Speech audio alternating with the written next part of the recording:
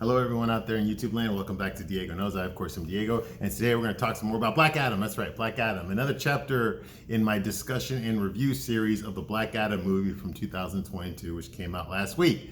Damn, it's already been over a week. The movie's been out for over a week now. Damn. Okay. Anyway, well, I'm almost done. All right. Well, we're going to talk about Black Adam. I absolutely love this character. Now, normally I don't do reviews on superhero stuff because nobody watches it. I mean, there's so many other YouTubers out there. I'm just doing this for myself. Honestly, I'm doing this because for posterity. Because whenever I want to look back on these videos and I want to remember what it was like. What was it like when Black Adam came out? Now I can look at this and then tell you, okay? Because I got a lot to say, okay? I'm a big comic book nerd, have been my whole life. So I know a lot about Black Adam. He's not my favorite character or anything like that, but I know a lot about him. This is the first time he's ever been depicted in live action, and Dwayne "The Rock" Johnson is the one playing him, okay? Now, I do have some complaints about this movie. I know it's making a shitload of money, and I know there's a big disconnect between the critics and the fans. The critics hate it, the fans love it, okay? Well, there's a reason for that. It's all political, all right? I think the movie was pretty good. I don't think it was great, and that's what bothers me. Is this movie should have been great. They've been working on this thing since 2008, and after all these years, this is what they gave us. Like, really, 14 years, and you gave us this? You gave us a generic, action movie, a superhero movie from like 10 years ago, the type that would have come out like 10 years ago.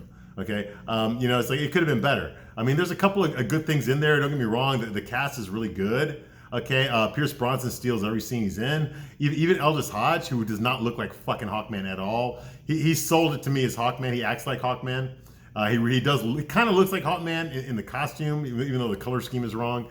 But he does act like Hawkman, so I will give him that.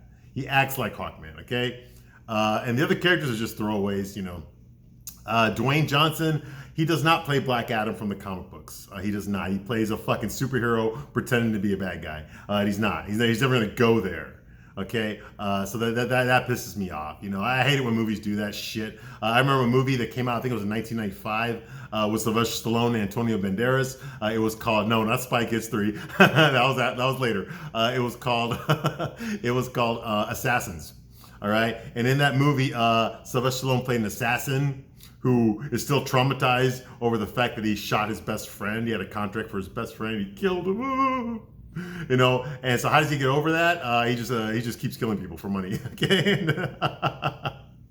And eventually he has to kill this beautiful woman, Julianne Moore.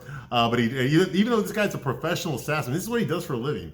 He kills people, right? We only really see him kill one person in the movie, like before everything gets flipped around, and he kills a bad guy, basically another evil motherfucker who would open his mouth, to the feds, and so now he's got to get eliminated. So he's evil already. He's begging for his life, but you already know this guy deserves to die. He just looks like a scumbag. He acts like a scumbag. Whatever this guy did, he's going to deserve that bullet in his head. All right. And later on, he's hired to kill Julianne Moore, but he stops from killing her because she's fucking beautiful, and he realizes that after he's been killing people professionally for 30 years, he realizes that he can't kill a fucking hot girl. Well, she was hot back then. Okay. This is 95. All right. And so because he refuses to kill her, he decides to make love to her and they go on the run. So the organization sends another assassin to kill both of them now. Okay. Because he fucked it up, and that's Antonio Banderas. Okay. And so just like this whole fucking movie is like, dude, what kind of a fucking assassin are you if you only kill bad guys? Like, that's not believable. It's not believable. Okay. You'd be just as much of an asshole as the guy that's fucking chasing you, hunting you down, and that's what they're doing here. Okay, he's calling himself a bad guy, but he's not. He's killing people. He's only killing bad guys. Whenever he kills like an innocent person, like a collateral damage, you don't see it. You don't see it. Nobody talks about it. So it's like, no one gives a fuck. And the people there are cheering him on. They're happy that he's destroying the property damage and collateral damage. He's causing fires. He's blowing up buildings. He's knocking down statues. I mean, he's doing all sorts of shit. He's crashing fucking flying motorcycles into fucking people's houses. Okay, you're gonna tell me nobody got hurt? Come on, get the fuck out of here. And they're cheering him on, our champion, champion. Come on, get the fuck out of here with that, dude. Anyway, moving right along. Okay, so I'm gonna continue my review here with Black Adam. So that's the problem I have with the movie, is that Dwayne "The Rock" Johnson does not play Black Adam as he is in the comic book, and the reason he doesn't do it is because he's a fucking movie star. Okay, and movie stars don't play bad guys. No, they have to always be the good guy with the chiseled features and the big cock that gets the fucking girl at the end. If you're a movie star, that's the only roles you play. You don't ever play a bad guy or an ugly guy or any of that kind of fucking shit. All right. If you're in this genre, this fucking juvenile fucking superhero genre, then you got to play the guy with the 8-pack abs and the square jaw. You know exactly. Okay, and that's what he wants to be. He doesn't want fucking kids to be like, oh my god, he was such a bad guy in that movie. No, he wants, oh yeah, I want to be like him. I want to take steroids. It's just like him. You know exactly. All right. Anyway, moving right along. So where we left off last time is Black Adam. They went over, him and the Justice Society, they teamed up to save Amon. That's Adriana Tomaz's son. He's the fucking annoying little fucking shit. The John Connor from Terminator 2.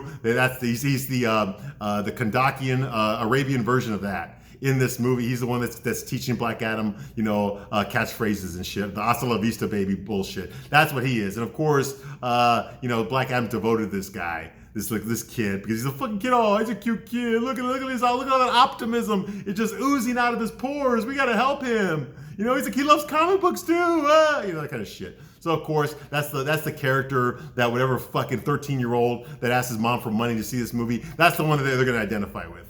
Okay, in the theater. Okay. So that happens. He gets kidnapped, whatever. They go over there. Of course, the bad guy that kidnaps him, his name's Ishmael. He's an Arabian guy, but he's also one of the leaders of Intergang. And that's this evil, like fucking, I guess it's like an army of mercenaries that consists of fucking British guys. British white guys. Okay, well, he's like one of the leaders, I guess, and they're looking for this thing, the MacGuffin of the movie, which is called the fucking the Crown of Sabak, which is made of bullshit-tonium. Okay, so that means it has magical powers. By the way, Hawkman's Hawk vehicle, his Hawk spaceship, plane, is also made of a different type of bullshit-tonium. Okay, so yeah, so there's plenty of this all around. Okay, so that's going on, and he kidnaps the kid, and he wants the Crown of Sabak. Adriana has the crown, so they're gonna bargain. They're gonna give him the crown in exchange for her son's life. Okay, so they go over there, they find the headquarters, they're behind a blue force field that Black Adam cannot crack. So Adriana agrees to give them the Crown of Sabak. Hawkman tries to stop her. Black Adam pushes Hawkman back. They're like, oh, it's not your country, it's not your son, it's not your choice. It's her choice. Get it? Message here, message. Okay, so she trades the crown, she gives the crown to Ishmael. Ishmael does not release the boy. In fact, he decides to shoot the boy, but first he taunts Black Adam. Because Black Adam was the legendary champion of Kandak that one day would come back to save the country, and he never showed up until now. And they're like, hey, what kind of champion are you? You side with foreign invaders. I have the crown of Sabak, and I am going to rule Kandak, and then the world. And then he fucking shoots the kid. Black Adam uses his super speed. He stops the bullet. And of course, Black Adam also gets super pissed. So he creates an electrical bomb. He did this earlier in the movie. He did it to the Justice Society when they were fighting him. He was basically overwhelmed for a minute. Dr. Fate had made multiples of himself and was holding him down. Hawkman had been attacking. Cyclone was attacking. And fucking he had just gotten up. And of course, Atom Smasher was about to attack. So what he did was he created this like electrical bomb where he blew himself up. Okay, and everyone got fucking knocked down. Nobody died, but a lot of stuff got blown up, but nobody died. So think about that for a second. The electricity that he exploded went right through some buildings, destroyed concrete, destroyed glass, destroyed cars. But the human beings that were next to him when it happened, they're okay. They're okay. All right. Well, he does it again. And guess what? This is magical lightning. This isn't the typical ordinary explosive lightning that we saw earlier. This is magical lightning. So this magical lightning, when it blows up, it only kills the bad guys. The good guys are fine. Now, there's a quick scene here where you see Atom Smasher's in his giant 60-foot form. He protects Cyclone right before the bomb goes off. You see Hawkman with his wings. He protects Adriana right before the bomb goes off. And then you see Dr. Fate with his magical powers. He attempts to protect the kid when Black Adam explodes. But Black Adam explodes, all the bad guys die. None of the good guys die or are even injured except for one, Amon. It turns out Amon is injured, and by injured, I mean he's knocked unconscious. He'll be okay. He's probably got a bump in the head. Now, Adriana immediately thinks that the bullet did hit her son, so she wants to know where the bullet hole is. And Dr. Fate says, it's not from a bullet. Okay, and at that moment, they realized that it was Black Adam's explosion. By him losing his temper and exploding the way he did, he injured this fucking kid, the kid they were trying to save. Okay, so this brings back flashbacks about himself and about his past. So he gets all depressed and he flies away. Hawkman immediately goes after him, but first he barks some orders. He says, okay, take the kid to the ship, my Thanagorian ship that's made of bullshit-tonium, that's indestructible. Take him there to the medical bay. okay? And I'm gonna go fucking chase this asshole, all right? Meanwhile, Atom Smasher finds Ishmael with the crown, but Ishmael is dead. He has been charred to a crisp. He's a corpse now. But they found the crown, so they take the body and they take the crown. Okay, boom. Hawkman chases after Black Adam. He finds him at the temple. Okay, Black Adam's floating at the temple. He's looking at this big statue of himself, we think. Bald-headed guy with a big lightning bolt on his chest. So we think it's Black Adam himself, that they made a statue of him way back 5,000 years ago. And that statue's still around. Hawkman talks to him. He's standing behind him. Black Adam just floating up the air. He's all depressed and morose because when you're the most powerful man on the whole fucking planet, when nothing can fucking hurt you, you get depressed really easy. All right. So he's depressed there, moping, Sully. He basically took a book out of the fucking Henry Cavill school of playing Superman. Okay. But yeah, that's how you fucking play Black Adam. That's what he does in the comics all the time. He's always fucking self-aware and fucking berating himself. Okay. And full of low self-esteem. Anyway, so that's going on. Okay. He blows up. Okay. Blah, blah. So like I said, he goes to the temple. Okay, he's in front of the statue. Hawkman says, like, how long are we gonna keep doing this? And he's ready to fight. Hawkman's ready to fight him again. Because Hawkman loves to fight, even though he's completely outclassed. There's no way he will ever defeat Black Adam, much less hurt him. But he still wants to fight. He's still not afraid of Black Adam. He says earlier that he's not afraid of death.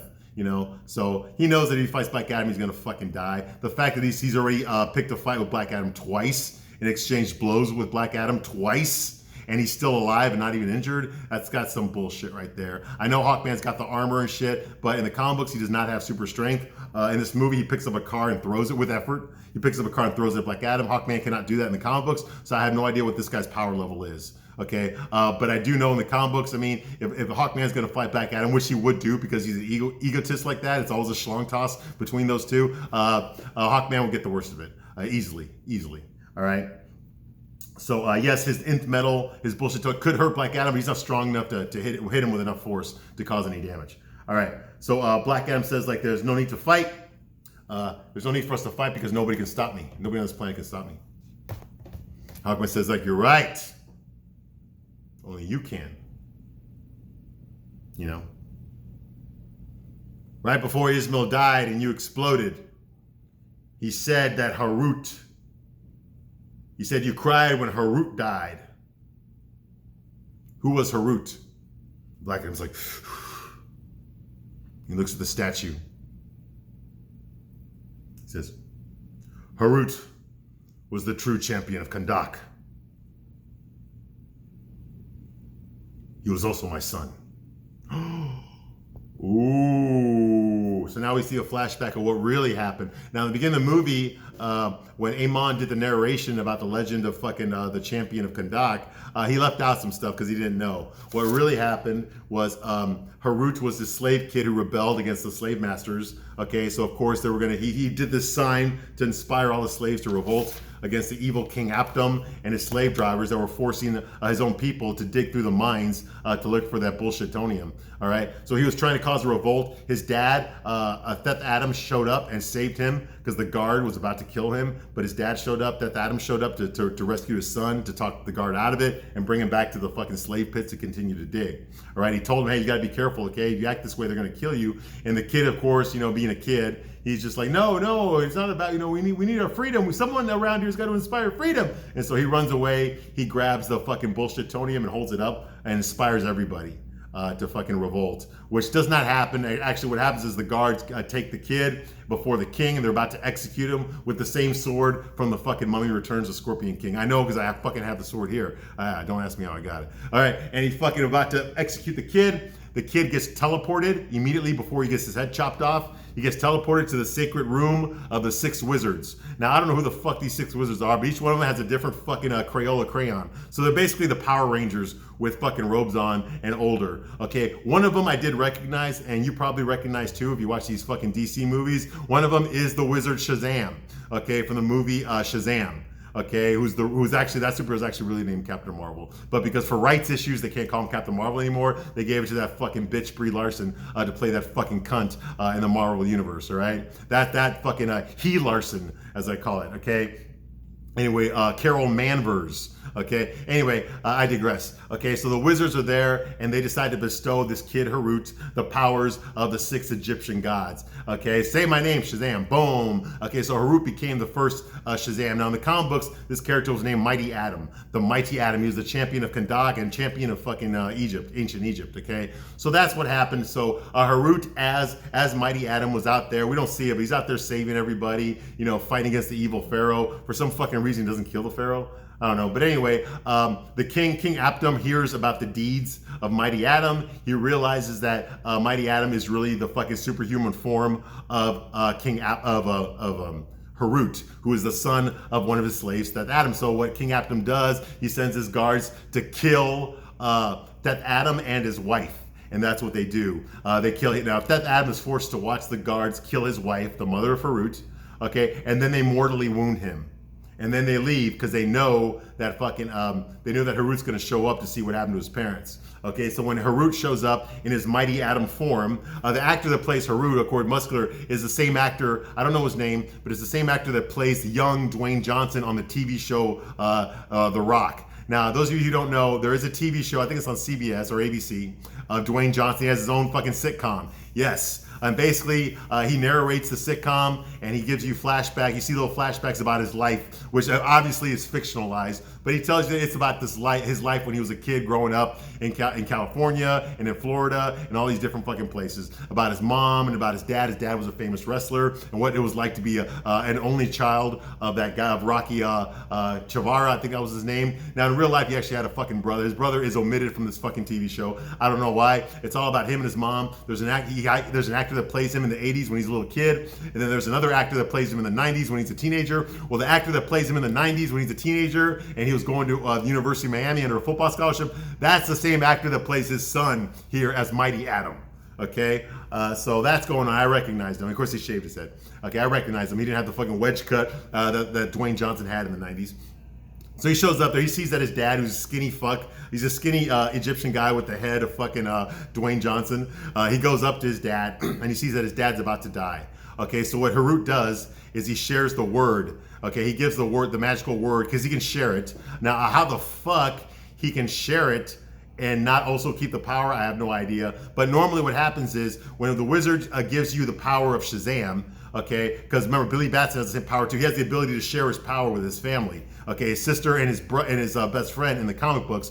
But in the movies, he shares it with all the fucking all the runaway kids that live in the fucking shelter with him, okay, in the that live in the halfway house, all right? But anyway, I digress. Okay, so Mighty Atom shares it with his dad. So when he tells his dad, hold my hands and say the word Shazam, when that happens, Teth Adam becomes, basically Dwayne Johnson. He becomes fucking the wrestler, okay, with a lightning bolt on his chest. And Harut turns back to being a little kid, powerless.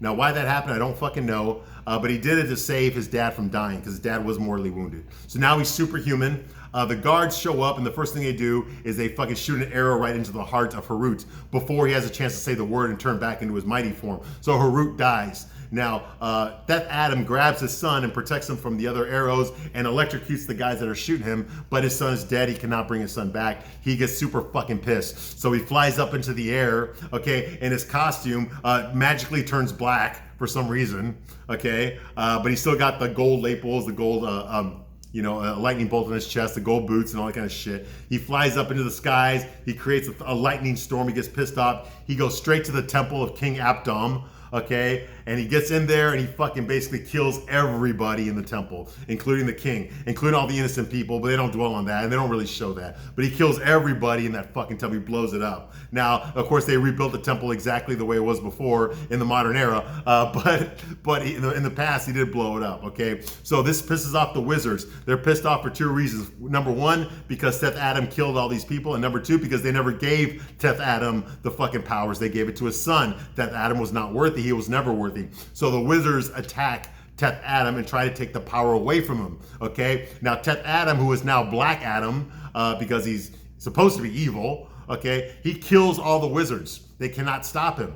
He kills all the wizards except for one, the wizard Shazam. The wizard Shazam is the last man standing, and he succeeds not in killing Black Adam, but he succeeds in wrapping Black Adam around some fucking red magical energy and forcing him into fucking into a tomb. Okay, whatever.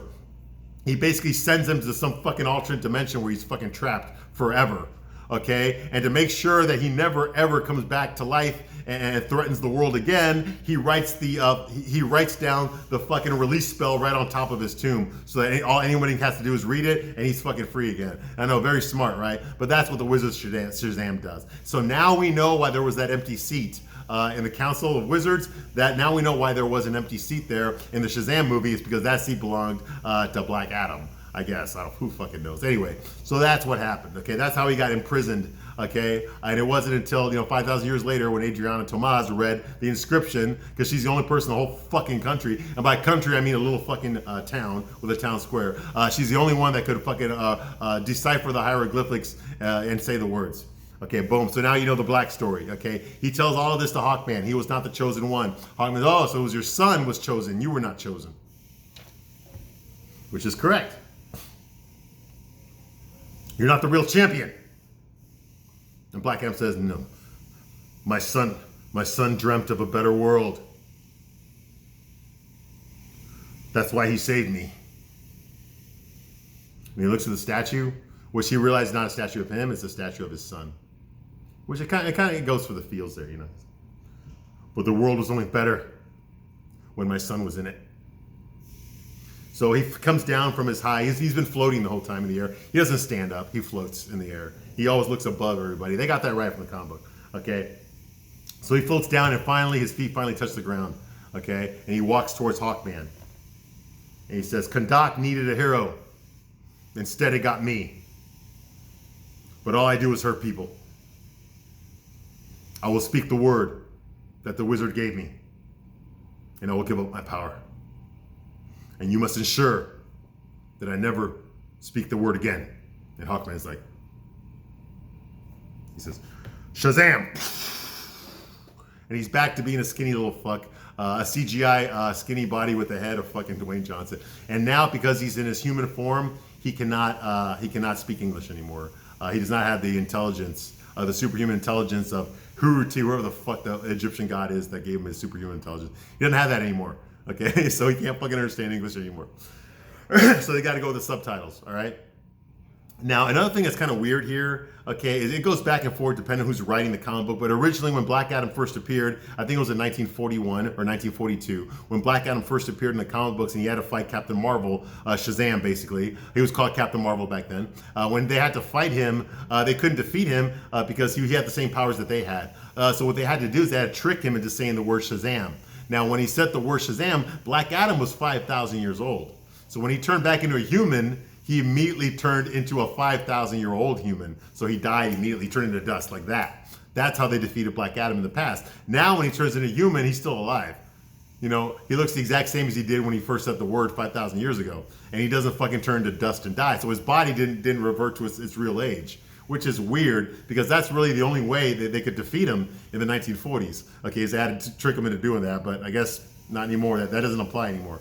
Okay, so he does that. So now they take him, okay? Meanwhile, on the Hawk ship, Amon recovers. He recovers from the explosion, and he's not injured anymore.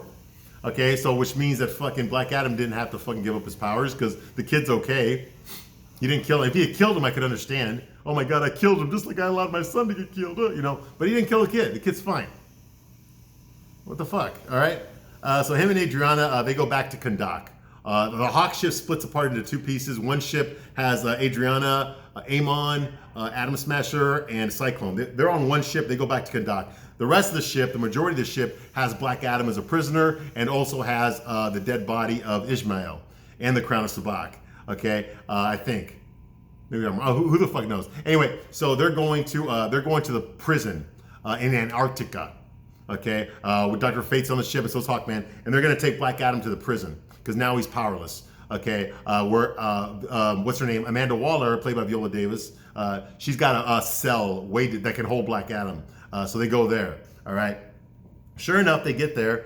It goes to an underwater prison in Antarctica. Okay, and then we're introduced again to Emilia Harcourt. This is her cameo in the movie. Now, for those of you who do not know, Emilia Harcourt is the character. She first appeared in The Suicide Squad, okay, which came out last year. It was a sequel to The Suicide Squad from 2016. Okay, she was one of Amanda Waller's lackeys. She was a pretty blonde-haired girl with the attitude. Okay, now she showed up again in the Peacemaker miniseries on HBO Max. Okay, she had a much bigger role in that one.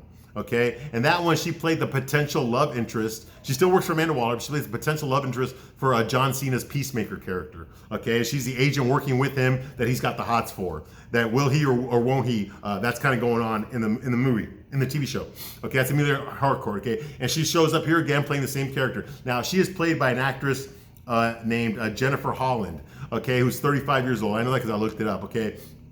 So Jennifer Holland cameos again as Emilia Harcourt, who works for fucking Task Force. That she works for Viola Davis's character, Amanda Waller. Now, the reason I'm bringing her up is she has a bright future ahead of her because when she was doing the Peacemaker TV show and when she did the Suicide Squad movie, both of those shows were created and directed by James Gunn, the same guy who did the Guardians of the Galaxy movies for the Marvel Universe, okay? He got fired after he did Guardians of the Galaxy Volume 2 because he had tweeted some stuff. It was 10 years old, okay? But he had tweeted some stuff, okay, about sexual stuff with little kids, specifically boys. Okay, well, when Alan Horn was the #2 guy at Disney back then, he immediately, once he heard about it, he immediately fired James Gunn. This pissed off a lot of people. It pissed off Bob Iger, who was in charge of Disney. It pissed off, excuse me, Kevin Feige, who was in charge of all the Marvel Universe.